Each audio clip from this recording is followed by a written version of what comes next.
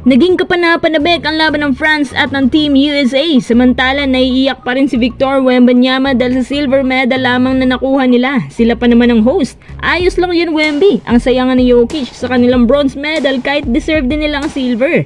Pati sa kalsada nagsiselebrate pa ang Team USA at sumayaw-sayaw pa si Lebron. Si Steph Curry nakiselebrate sa mga fans sa labas, tumatalon-talon pa. Lahat ng yan ating pag-uusapan dito sa Sports Desk Media.